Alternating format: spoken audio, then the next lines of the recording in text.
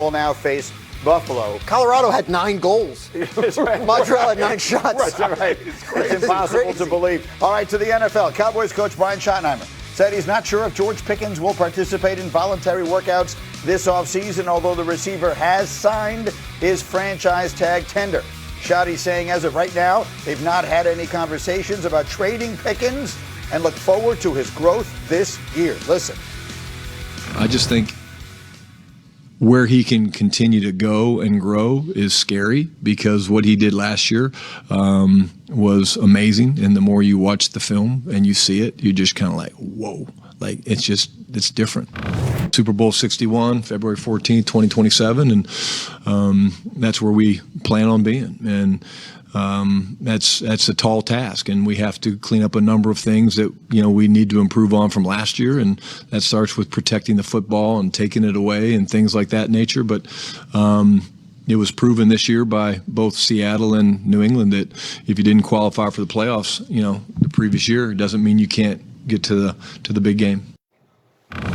I love it. Listen to Schotty calling his shot. That's right. If you will. And he's not afraid to talk about the Super Bowl right now and everything else. And the last piece of this had to fall into place, which is George Pickens signing that tender, which he did. And Mike T, you're going to tell us that the timing of it suggests he intends to play for the Cowboys this season. Absolutely, Greeny. It was reported initially that he had signed before the draft, which would lead us to think, okay, maybe he's going to get traded some point before round 1. Do a deal and go to Team X, and then Dallas would take that draft capital and presumably sign a receiver. The fact that he signed it after the draft tells me he is 100% there for the year. It just wouldn't make sense for the way the Dallas Cowboys are built to trade George Pickens after the draft, knowing there's really not a lot of receiver options out there, which is great news for the Cowboys. It's better news, Greeny, from the standpoint now he has to be at mandatory minicamp, he has to be at training camp, which gives him and the Cowboys the best chance to be successful for the season. You were making the point this morning, Dan. We've not yet heard from him. At some point, we will. But that does seem, you sort of add 2 and 2 together. It seems like that's the way it's going. Actions speak louder than words. He signs the tag. Like the Cowboys come out and say we're not going to negotiate a long-term deal with him. The Cowboys believe the franchise tag is the correct way to go with George Pickens this season. And you hear it in what Brian Schottenheimer is saying, talking about how much better he can still get. That's kind of their pitch to Pickens, like, hey, do it again, and maybe even more, and then you'll really cash in, whether it's with us or somebody else,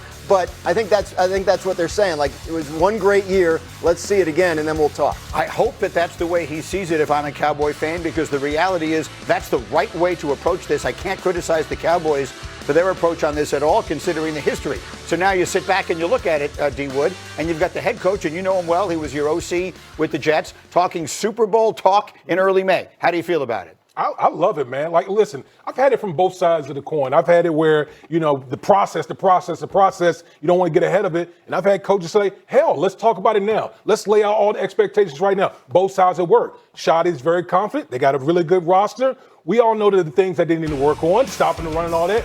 But listen, at the end of the day, Greeny, it's about big-time players doing big-time things.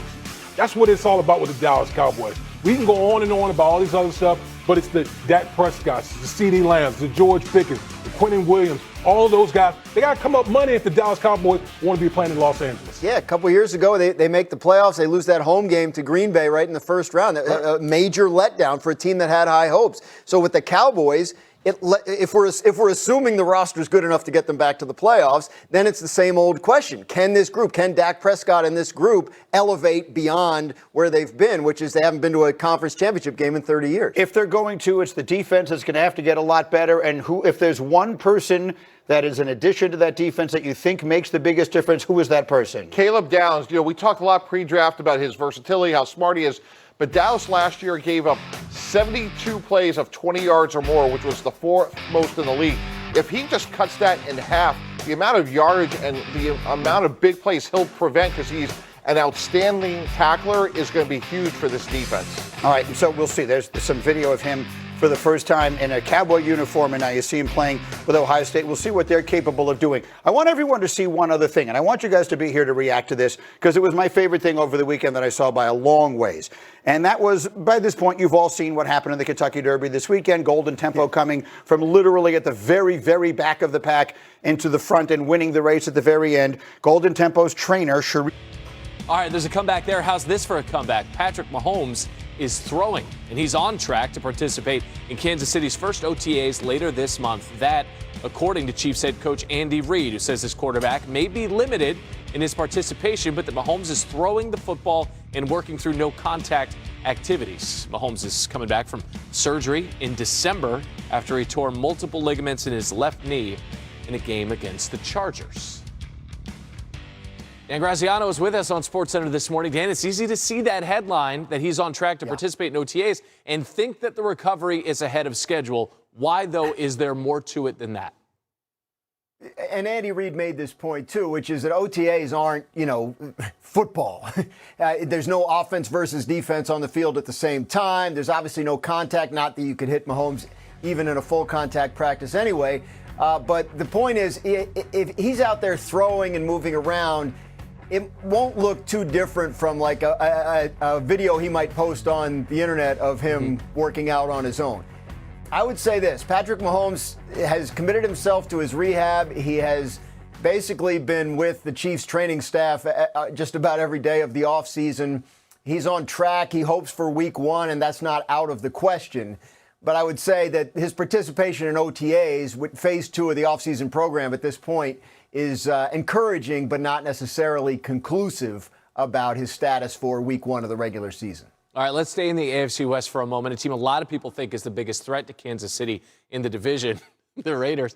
Rookie quarterback Fernando Mendoza, I can say that as a Raider fan. He's getting reps this weekend, Dan, at rookie minicamp. What is one particular adjustment that he's going to have to make? Under center. I mean, he barely did it at all in college, and the Clint Kubiak offense relies on this to a great extent. So he's been taking snaps from under center in practice. He's been taking snaps from under center when they get back to the hotel after practice. He rounds up the rookie offensive lineman and works on this stuff in the hotel room. So he's determined to get better as quickly as possible. But, Fernando Mendoza, to no one's surprise, committing himself fully to what he needs to do early in rookie minicamp. Interesting note here, the guy that finished second to Mendoza in the Heisman voting, Diego Pavia, ends up with the Baltimore Ravens on a 3-year contract, undrafted free agent. They like to have a developmental quarterback on the roster. They got a couple guys in to rookie minicamp to maybe do that. So this is something to watch because over the next couple of years, the Ravens might be trying to find somebody in that developmental quarterback spot behind Lamar Jackson and Tyler Huntley, especially with Lamar Jackson having 2 years left on his contract and not having signed an extension yet. I think the Ravens are at least thinking about, hey, maybe this guy might have something. I'm not saying Diego Pavia is it, but they saw enough to give him a shot. Yeah, at the Combine, he measured in at a little over 5'10". Just file that away. Dan Graziano with the very latest. Yeah. You got I'm something? pulling for the short guy. That's for Dan. sure. All right, Dan. Appreciate you, man. Thank you.